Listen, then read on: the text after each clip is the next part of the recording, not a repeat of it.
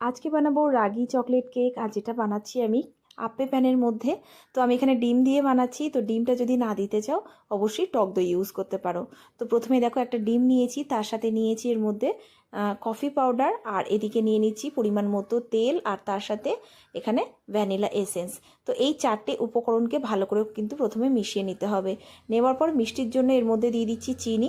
তো এখানে চিনিটাকে একটু গুঁড়ো করে নিলে, মানে মিক্সির বাটির মধ্যে দিয়ে গুঁড়ো করে নিলে মেশাতে সুবিধা হয়। তো আমি এখানে দানা চিনিটা নিয়েছি বলে একটু সময় লেগেছে মেশাতে।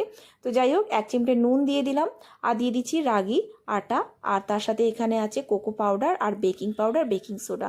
তো সব কোনো উপকরণ দেওয়ার পরে একটু মিশিয়ে নিতে হবে।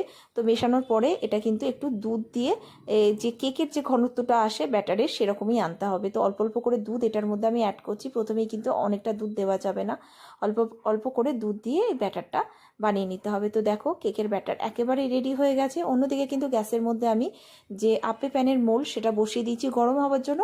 তারপরে তার মধ্যে অল্প তেল দিয়ে দেবো, কারণ খুব বেশি তেল কিন্তু দেওয়ার দরকার নেই। দেওয়ার পরে এবারে সবকটা মোল্ড কিন্তু আমি এই কেকের যে ব্যাটার আছে দিয়ে দেবো।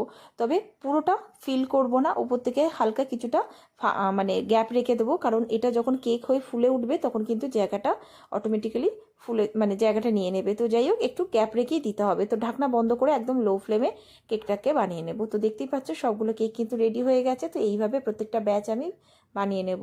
তো রেসিপিটা কেমন লাগলো জানিও, আর ভালো লাগলে অবশ্যই কিন্তু সঙ্গে থেকো। দেখা হবে নতুন কোনো ভিডিওর সাথে। ততক্ষণের জন্য ভালো থেকো, টাটা।